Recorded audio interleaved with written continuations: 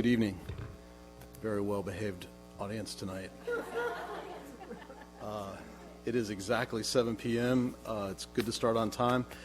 I hope you felt welcomed to the February 18th, 2020 Commission meeting. It is 7 p.m. and we are in Commission Chambers. This is our second regular meeting of the month. And I'd like to let you know that our Information Technology Director, Ned Huda, and our Fire Chief, Rusty Sievers, were the greeters this evening. You would have met them when you came in. And I'll introduce the folks that are sitting up in front of you. We're down a man tonight, but we have to my right, your left, our recording secretary, Cassidy Ritz, City Clerk, Colby Salento. Commissioner Selby isn't with us. He announced a couple meetings ago he was going to be on a kind of a once-in-a-lifetime trip to the Holy Land, Jerusalem, Israel. And so he is enjoying that, and we're happy for him. Next is Deputy Mayor and Zone 2 Commissioner Troy Kent. Hello. To my left and your right, Commissioner Susan Persis from Zone 3. Commissioner Rob Littleton from Zone 4. City Manager Joyce Shanahan. Assistant City Manager Claire Whitley. And our City Attorney Randy Hayes. For those of you listening online, I'm Mayor Bill Partington. At this time, if you would, please silence your cell phones and stand for the invocation given by Pastor Dan Cregan from Rema Ridge Baptist Church, and that'll be followed by the Pledge of Allegiance. Let's please bow our heads in prayer. Heavenly Father, we certainly want to pray to you in the will of God. We know that your will and your written word, the Bible, never contradict each other. We know that in 1 Timothy chapter 2, verses 1 and 2, we learn that prayers and intercession should be made for presidents, members of Congress, Supreme Court justices, governors, state representatives, mayors, and it says for all that are in authority, that we may lead a quiet and peaceable life in all godliness and honesty.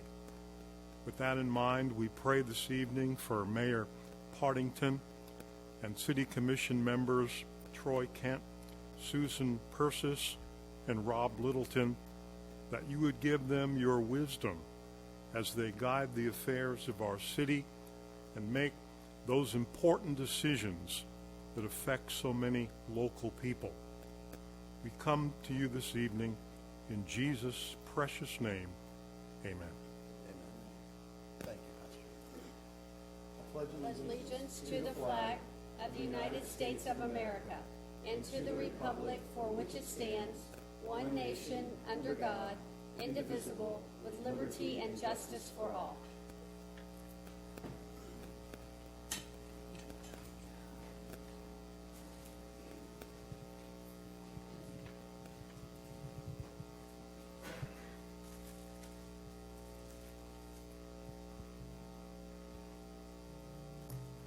If we could ask the Volusia County Teacher of the Year, Josie Stumpf, to come forward.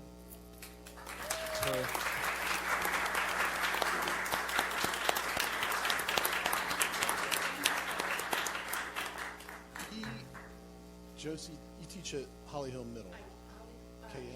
K8. And thanks to Commissioner Littleton, we learned that she actually lives in Ormond Beach, and we always, any opportunity to honor teachers and thank our teachers, particularly in such a momentous occasion as being named Teacher of the Year, we wanted to make sure and give you the opportunity to come before us and receive a proclamation. I'll have Commissioner Littleton hold that facing the audience while I read it. It says, whereas classroom teachers are the cornerstone of our educational system, classroom teachers have the greatest impact on the education of a child and so many opportunities to make lasting influences in the lives of so many. And whereas Florida schools are filled with caring and qualified professionals who are helping students learn more and lead better lives, the Teacher of the Year program is an effort to honor a teacher who is a representative of all excellent teachers. And whereas Josie Stumpf an Ormond Beach resident, was named Volusia County Schools 2021 Teacher of the Year. She is currently a 5th grade teacher with Holly Hill School, but has been teaching in Volusia County for nearly 20 years. Josie was honored at a banquet that celebrated her and the 4 other Teacher of the Year finalists and 67 other Teacher of the Year nominees. She will represent Volusia County and be considered for the title of Florida Teacher of the Year. Whereas as a child, Josie actually struggled in school, she found some comfort in her early years with teacher Virginia Metters, who taught her that a teacher never knows which students they are going to reach. It was not until her junior year at Mainland High School that Josie had a teacher who took an interest in her life and inspired her to attend college. That teacher was Derek Henry, who is now the mayor of Daytona Beach and an assistant principal at the Holly Hill School. And whereas Josie is regarded for her enthusiasm, her ability to establish relationships, she is also known for transforming her room into a completely new environment to match her lessons and helping other teachers create engaging curriculum. She wants her students to know how much she believes in them and celebrates their successes in class by ringing a bell during their aha moments. Josie is inspired to reach all learners and build connections with all of the students and colleagues she comes into contact with. When her students tell her they want to be a teacher too, Josie knows that she has successfully conveyed to them that she has the very best job. Now therefore, I, Bill Partington, Mayor of the City of Ormond Beach, Florida, do hereby proclaim February 18th, 2020 as a day to recognize Josie Stumpf in the City of Ormond Beach and encourage residents to join me in recognizing her for the outstanding accomplishments and dedication to her students and our community. Congratulations.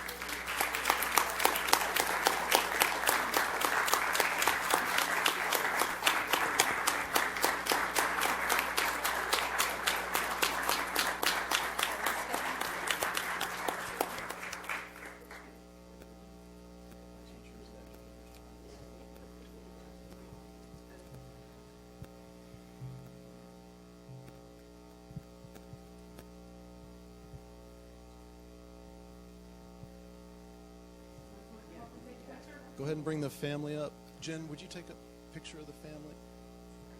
You only get to do this a few times in your life, so we got to take advantage of it.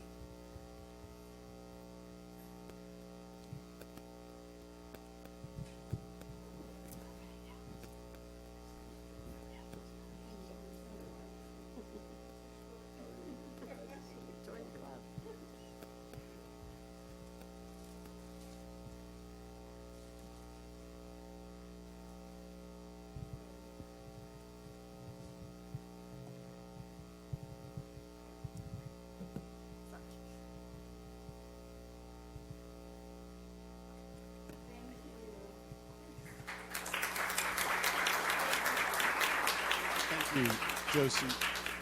Let me let you say a few words. I'll hold that for you. And I'll point out, Deputy Mayor Kent used to teach 5th grade, I believe, now working at Ormond Middle School in administration.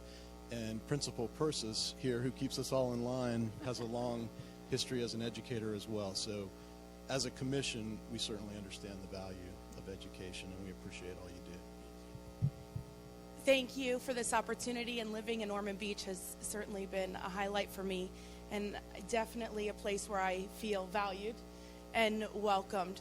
In school, like Mayor Partington said, I struggled, and learning wasn't easy for me, and I hope through this journey I can inspire those who are struggling in school to know that you are capable of reaching your goals and your dreams if you work really hard. And that's what I try to convey to my students in my classroom on a daily basis, that if you are struggling, it's okay.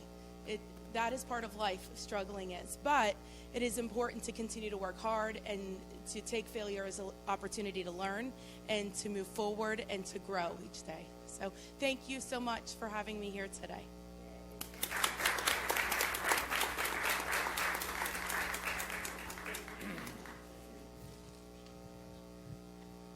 All right, and next we get to honor a couple of our cadets in our Civil Air Patrol. I'll ask Cadet Fitzgerald and Cadet Jameson to come forward with their commanders.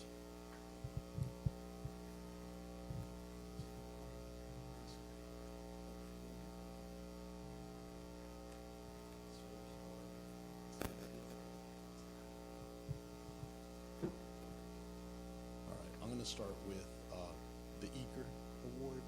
This is Cadet Shane Fitzgerald. He's being awarded the General Ira C. Eaker Award, which is the Civil Air Patrol Cadet Program's second most prestigious award and honors one of the forefathers of an independent Air Force. The Eaker Award marks completion of Phase 4 of the CAP Cadet Program, recognizing sustained excellence in all 4 areas of cadet life: leadership, aerospace, fitness, and character. Further, cadets will have graduated from an academically intensive leadership academy to qualify for this honor. Once a cadet earns the General Ira C. Eaker Award, he or she is promoted to the grade of Cadet Lieutenant Colonel and is challenged to lead and serve junior ranking cadets, not just in the hometown squadron, but around their state as well. By order of the National Headquarters of the Civil Air Patrol, Shane L. Fitzgerald of the Ormond Beach Composite Squadron is granted the General Ira C. Eaker Award and is promoted to the grade of Cadet Lieutenant Colonel. Congratulations, Shane.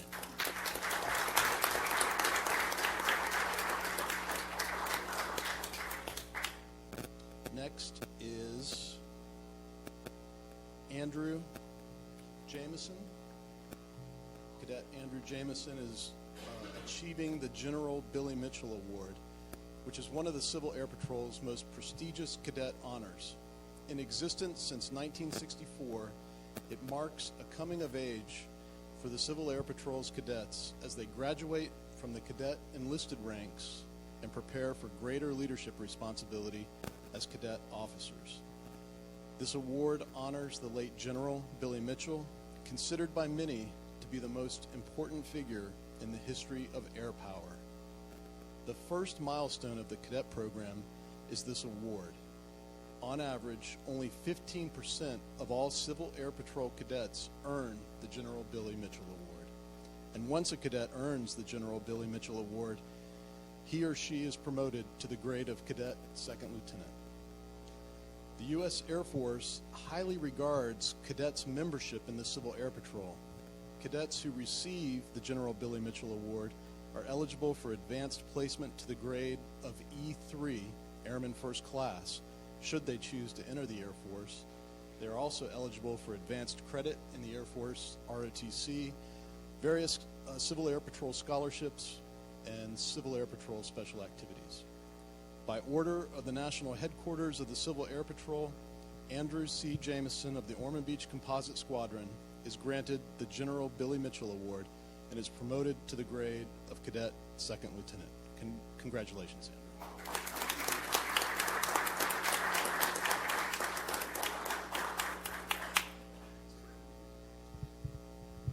Thank you, Mayor, City Council members.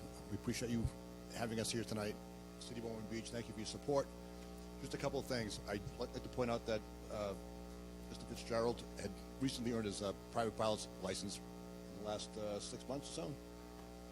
So the program is amazing for young adults. Mr. Jameson here is shipping off to the Marine Corps, Paris Island, in how many days? This Sunday? So he's heading into the Marine Corps. So it's a great program. Thank you, Mayor. Thank you, Council. 19 years old, he's already a pilot. That's fantastic. And Paris Island, South Carolina, congratulations. Thank you all for your service. Thank you all for all you do.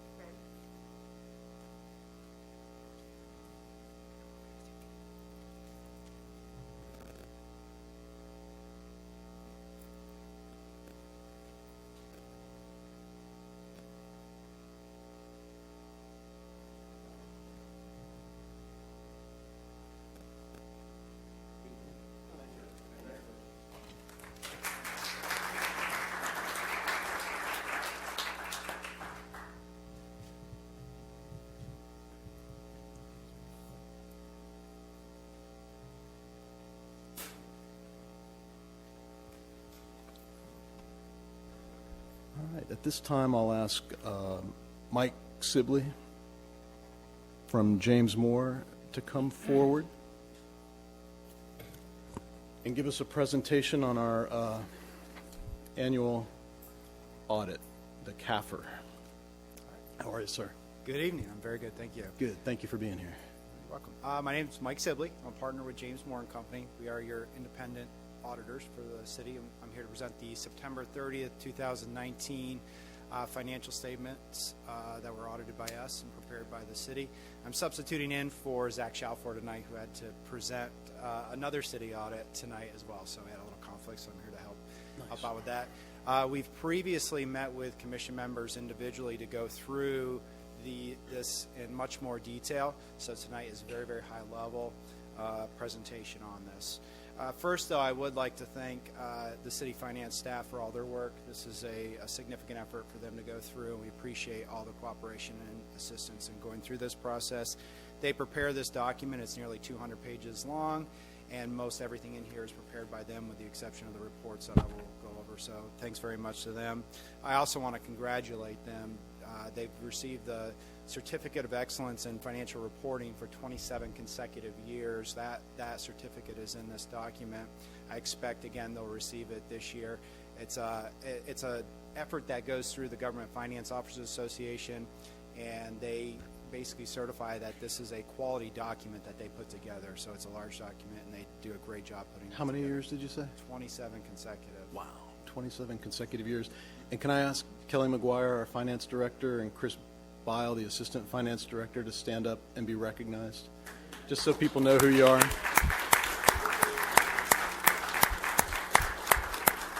Thank you. It's no small task. I showed that to some folks last night. It's a huge amount of numbers, mind-boggling. And you take an hour to walk us all through it, which you would do for anybody that asked. And it's just another great year. So I'll let you kind of take us through at the 30,000-foot level. Sure. The first thing is just highlighting our reports. So the first one is our general audit report. That's an unmodified opinion. It means that these financial statements, in our opinion, are stated correctly in all material respects. That's the opinion you want. That means these things are accurate, these financial statements. The second one is a single audit report. So when the city meets certain thresholds in terms of their grant expenditures, we have to do a deeper dive into auditing compliance as it relates to certain grant expenditures. I'm pleased to report that there were no findings or compliance issues in any of the grant testing that we performed. We also provide a report on internal controls and compliance. Again, there were no matters identified during the audit that we are required to report to. Again, a great job done by the systems and by the staff in developing those systems and maintaining them. Furthermore, we also are required by the Auditor General to comment on certain compliance aspects. There were no findings to report to the Auditor General. Again, a clean report, so to speak. And finally, we have to do an examination report on the city's compliance with investment processes. Again, no issues identified during that testing that we performed. I will just say, because the general fund is the main operating fund for the city, just the highlights of the fund balance, because the city does have a goal of maintaining a minimum of 15% of the general fund budget in the net assets, and that unassigned net asset balance. You guys did achieve a 23%, so you've met your goal. That's about a 2.5 month time frame. Going back to the Government Finance Officers Association, they do recommend a minimum of 2 months. So you're at that 2.5 months. We are a coastal city. We do have hurricanes, so you do need to make sure that you take that into consideration. So you are meeting your goals and objectives as it relates to the fund balance. Hit the highlights of the pension fund. This is always discussed. Those pension fund liabilities did increase a tick. This was just related to the investment performance. As you can see, it ranged nearly 3% investment performance. These liabilities, these unfunded liabilities, are purely estimates determined by an actuary that span many years and decades, really. So it is an estimate at this point in time, and that'll fluctuate over time as you have your rates of return. You guys are using pretty conservative rates assumed by the actuary, which allows you to make sure that you're not way out of proportion with showing it looking too good or looking too bad. I think you guys are in the right range for where you should be in terms of and that makes a big difference in what the actuary calculates. So I think you guys are managing that process very well. We did we did highlight the funding ratios. You can see very consistent over the years. We don't see anything to worry about from that standpoint either. As I mentioned, we did go through the various funds individually with you, the water and sewer fund, the pension funds in more details, some of the notes of the financial statements, the single audit, expenditures. So you've been through the reports. This is the highlight. I'd be happy to take any questions if you have any. Any questions for Mike? Appreciate it, Mike. And I want to thank you. I saw somewhere, I think it was Facebook, that you guys had helped the Seabreeze Band with some parking during the race weeks and raised over $7,000 for them. I think it's nearly 8,000. They went back Monday. That's fantastic. to get another day. So Fantastic. Yes. That's something that you don't have to do, but your company does just because you're community minded, and I wanted to recognize you for that. So Thank you. Thank you for everything. Anybody want to comment? Deputy Mayor Kent. I do. Yeah, just briefly, Mr. Mayor. It was great meeting Mike and Zach a couple days ago. Thanks again for the walkthrough and the detail to every question that I had. I also want to take a moment just to thank our staff. And we talk about Kelly and her team, but we have Joyce up here, and that was Joyce's life, a prior life. She had Kelly's job, and it was one of the best decisions we ever made hiring you. And that was one of the things that was always in the back of my mind, was that you have that strong finance background. So from city staff on down, and from your company coming in and really taking a dive and into our financials, and to see that we're doing everything the way that we're supposed to be doing it, and that 15% reserve we have set aside, we've said, and we put that number out as a minimum. But we're tight with our money in Ormond Beach, and it's good that we are, because like you said, we're a coastal community, and you never know when you have to spend $6 million to get all the trash picked up after a hurricane like we've had. So thank you very much, Mike. Thank you. Commissioner Persis. Yes, I just want to thank Kelly and her staff again for all of this hard work. As a former principal, I know the auditing of the books and everything that we had every year in a school. I know what that was like. And to do it in a city and for 27 straight years to have everything work out just right is really basically just about unheard of. So I'm just so proud to be part of this. And, it all starts at the top with Joyce, and that's her expectation, and that's what she gets. So I just want to say thank you to everyone. Just very, very proud of all the hard work that was put into this. Good deal. Good deal. Thank you, Mike. Appreciate that. Yep. And we'll move to audience remarks. I have 2 cards, and tonight we'll start with Jim Schultz.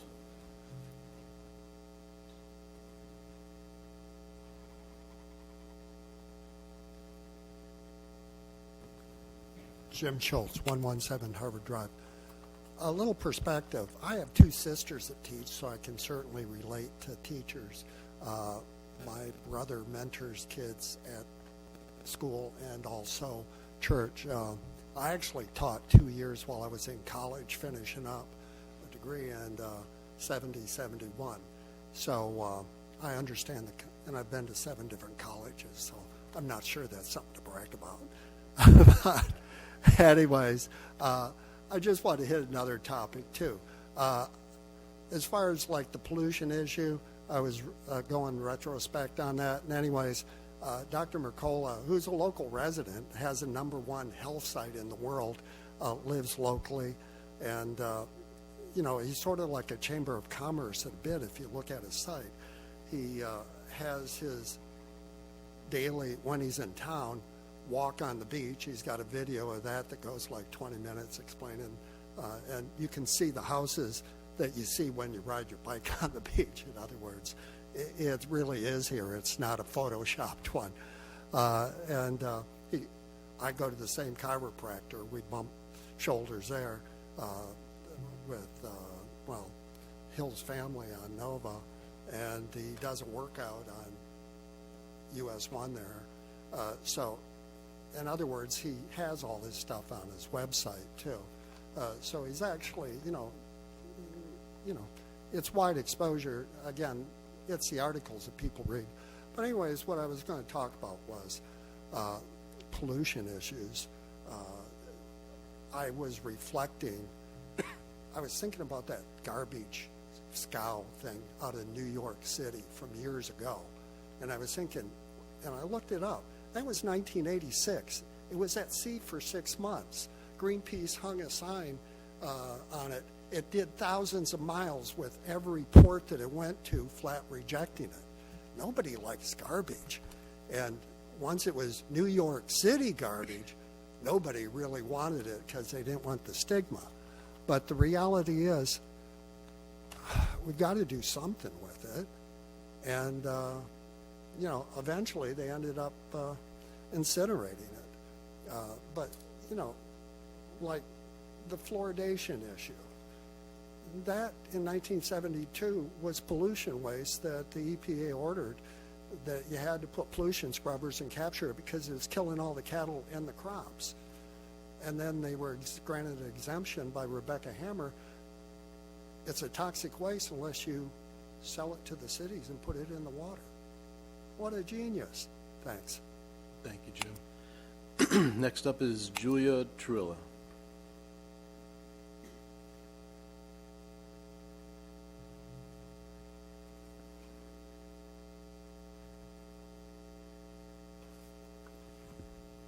Good evening. Julia Trujillo, 307 John Anderson Drive, here for Ormond Beach Main Street. Just to remind you of some great stuff that's coming up very soon. This Friday night, Mairead Nesbitt is coming back to the Performing Arts Center, sponsored by the Ormond Beach Arts District, the first concert in its concert series that it will be promoting this year.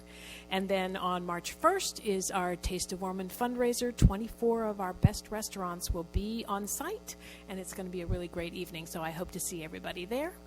Thanks so much. Wonderful. Thank you. We will move on to approval of the minutes. The minutes have been sent to the commission for review, posted to the city's website. Any additions, deletions, corrections? These are the February 4th, 2020 regular city commission meeting minutes. If not, just need a motion in a second. I move approval of the minutes from the February 4th, 2020 meeting. Second that. All those in favor say aye. Aye. Opposed, like sign. We'll show those passing unanimously.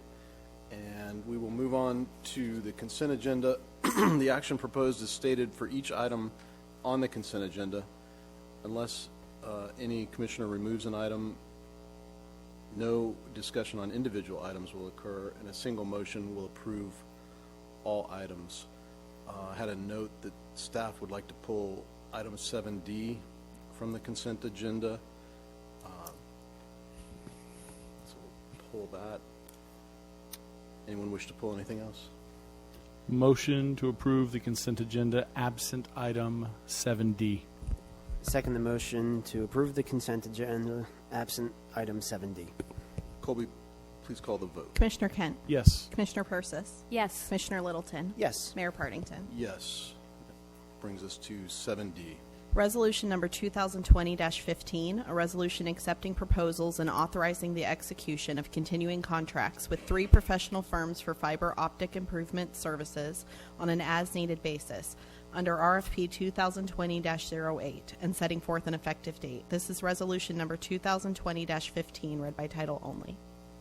Thank you, Colby. And my understanding, Joyce, was staff was recommending moving forward with just the 2 highest scored respondents, That's correct. Danella Construction and then Precision Contracting. That's correct. So we could move forward with just a motion to approve those 2. I move to approve those 2 that the mayor just mentioned. I second the motion to award the contract to Danella Construction and Magellan Advisors. It's actually Precision Contracting Services. See, if you just kept it as what Commissioner Persis said. I tried to be all nice and everything. I swear it was, excuse me. No worries. PCS. Instead of Magellan Advisors, I meant to say Precision Contracting Services. Good deal. Moved and seconded. Any discussion? Colby, please call the vote. Commissioner Kent? Yes. Commissioner Persis? Yes. Commissioner Littleton? Yes. Mayor Partington? Yes.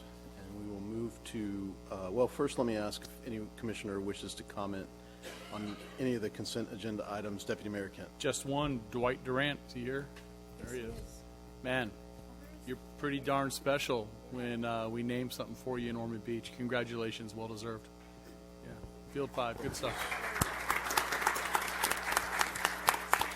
I mean, you're right up there with Doug Thomas and Harry Wendelstadt, and gosh, I'll leave a bunch of them out. Doug Wigley and Andy Romano. I mean, good stuff. Congratulations. Yeah, man. Commissioner Persis. And Dwight, I was at the Ormond Main Street meeting Monday evening, and I shared this with them that that field was going to be named after you, and they were just thrilled. So I just want you to know that everybody just is so behind you in this, and we're very proud of all you've done for our city. Mr. Durant, I would echo those remarks. Furthermore, on item K, I would like to thank the Commission for travel approval. And item C talked about community development block grants. Josh Pringle is the chair of the Neighborhood Improvement Advisory Board, and I would like to recognize him, Mayor, if possible. Absolutely. Yep. Josh, Josh. Yep. Thank you for being here. In the back. Don't be shy.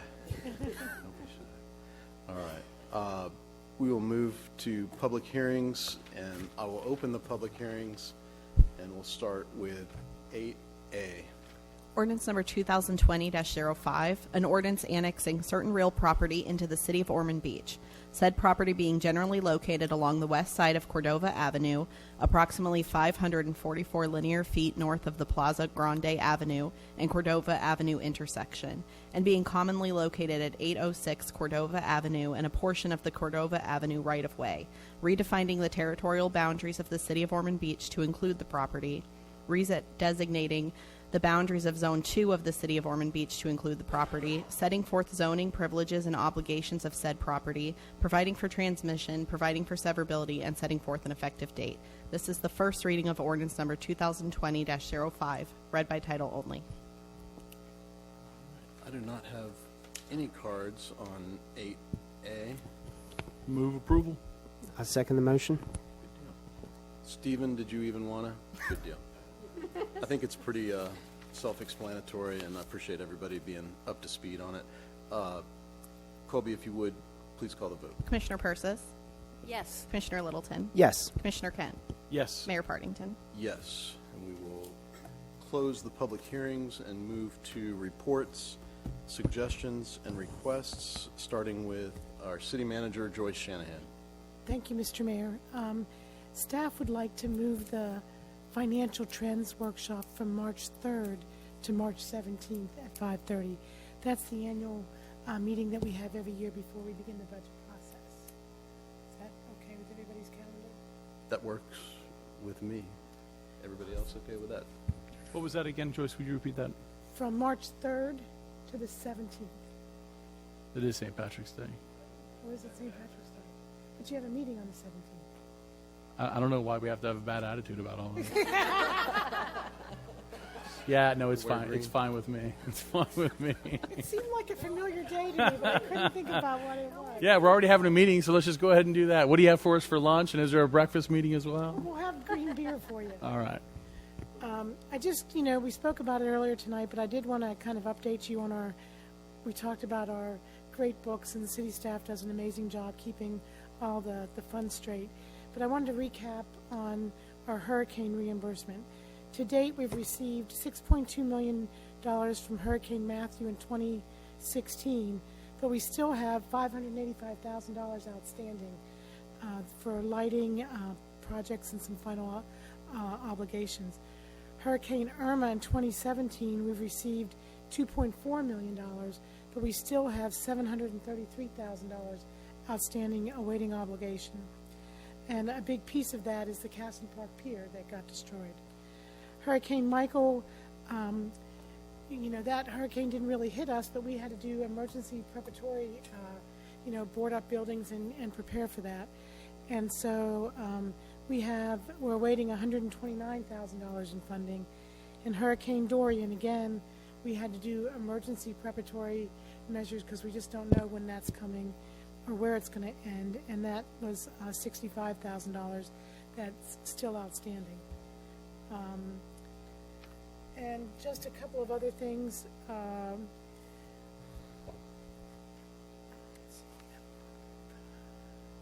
The census. The census, is getting into full swing, and we really need everyone to be counted. The City of Ormond Beach has generally had a very high turnout for that. Jen Elston, our Public Information Officer, is coordinating that for our area.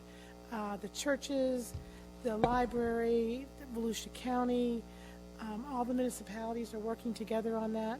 Just want the public to be aware that nobody's going to come to your door right now. And if they come to your door and say they're with the census, they're going to have a card, an ID card. The first contact you're going to have with the census folks is going to be a postcard in your mail saying go online and fill out your census online. If you don't do that, then you're going to get the old-fashioned paperwork in the mail that tells you you can fill it out and mail it back in. And if you don't do that, the last final response from the census people is actually going to be door to door. So if you see people walking in your neighborhood and saying they're from the census, call the PD and let them know, because they shouldn't be out there right now, because I don't want them to take advantage of our folks in our community. That's all I have, Mr. Mayor. If there's any questions you have of me, I'm happy to answer those. Thank you. Any questions for the city manager? We'll move on to Assistant City Manager Claire Whitley. No comments. Have a great night. Thank you. Thank you. City Attorney Randy Hayes. Nothing, thank you. Okay. And tonight we start with Commissioner Persis. Bad to the bone. Oh, yay. Well, good evening, everyone. I just wanted to share with you a couple of things. Last week, Mayor Partington and I were able to go to Tallahassee and meet with some of our representatives, and our senator. Actually, we met with Senator Tom Wright. We met with Representatives Leek, Santiago, and Federhoff.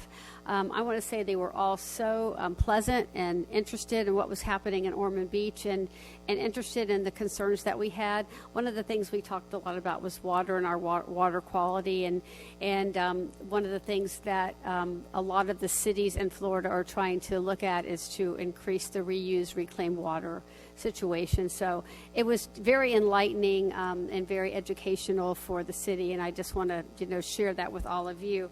And at our last meeting, I don't remember which resident of our community came up and said that how they love how Deputy Mayor Kent has meetings with the people in his zone, and the mayor is now doing it, and so maybe Commissioner Littleton and I should do it. So it was you. Oh, thank you. All right, thank you, Bill. Anyway, I give you credit now. Bill suggested it, so Bill, I am going to do it.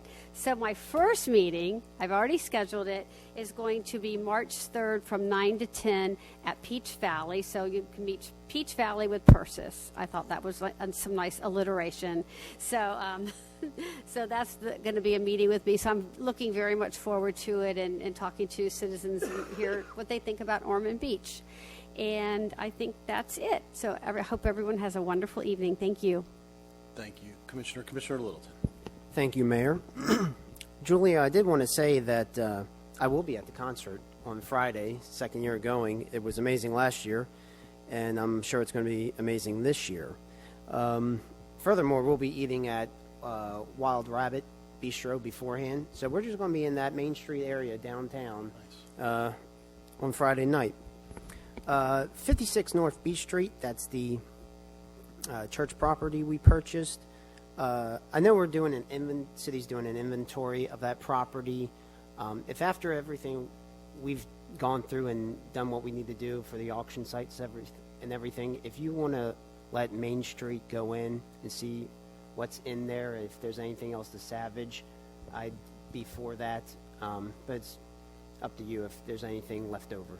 So just based on Commission's direction a little while ago, Leisure Services is in the process of working with Mannheim auctioneer. They're clearing the property. Mr. Partington Sr. was kind enough to hook me up with our neighbor who knows about organs, not like pipe organs, not body organs. Maybe he knows about both. But so we spoke with Mr. Clegg, I think is his name. He came and looked at the organ. He felt like it was better parsed out in pieces. So the auctioneer will be taking pictures of those, and we'll auction them off, and then they'll have to retrieve them and take them from the building. He will let us know those items that he doesn't believe have any real value, and I've asked Robert to contact all the local churches in the area to see if there's something there that we can either donate to them or whatever. I don't know if that includes filing cabinets or sheet music, or no filing cabinets, maybe sheet music, hymnals, books, things like that. So we'll get that done in the next couple of weeks. We'll come back to you with a plan for demolition. In the meantime, I can work with Main Street if they have an interest in seeing that after all that stuff is out of there. Everything good? Good deal. Thank you, Mayor. That's it. All right, thank you, Commissioner Littleton. Deputy Mayor Kent. Thank you. Commissioner Persis, I love the Peach Valley with Persis. And I think you're going to have a great time. It's always a positive thing when you're able to informally talk with your constituents and hear what's on their mind. So, since we're talking about alliterations, I was trying to help you out, Commissioner Littleton. I mean, in your zone, you've got Lenny's with Commissioner Littleton or La's Bistro, you know, with he said it, not me, but there you go. Anyway, on a serious note, I'm glad to see that's happening, and I have to give credit always where credit is due. Sue Parkerson, who did not support me in my first campaign, I got over it. It's only been 17 years. We actually became very good friends weeks after the election, and she said to me, "You really need to have a monthly meeting," and because of Sue Parkerson, I have done that for almost 17 years now. So, the next coffee with Commissioner Kent will be where it always is, which is in my residence, 130 Magnolia Drive, just over the bridge on the beach side. We meet from 5 to 6 p.m. It will be on Monday, March 2nd, 5 to 6 p.m., 130 Magnolia Drive, and we talk about anything that you want to talk about. But at 6, you have to go. So I've got to take the family to dinner, and we have to eat and do homework and all the normal things that you do with a family. But it's nice to have people there. For our Teacher of the Year, Josie Stumpf, what a great honor to have her as an Ormond Beach resident. And before the meeting started, I went over and spoke to her. Josie and I worked together at Pathways Elementary about 15, 16 years ago. We actually worked together for a year. And I told her I was so pleased with her success, that she lived in Ormond Beach, and that Commissioner Littleton knew exactly where she lived. But of course you do. You know everybody that lives in your district. The Civil Air Patrol Awards this evening, what great young men. Positive, wholesome guys. And it's a great relationship our city has with our Civil Air Patrol. Our audit was clean. It's a great, clean audit. Casson Park, the city manager mentioned there's still some money outstanding that we're hoping to get. And in fact, the numbers in my head was between 1.2 and 1.3, maybe $1.4 million that is owed collectively, Ms. Shanahan. But Casson Park, what a gem right there. Really our four corners of our bridge and our bridge. I mean, it's like the most used treadmill anywhere. But Casson Park, I am so excited. We just received information about, the upcoming opening and then a future ribbon cutting. And the break wall looks like it's already doing what it's supposed to be doing. The floating dock is there, ready to rock and roll. So there's no doubt in my mind that we live in the best city, period. With that, have a great night. Thank you, Deputy Mayor.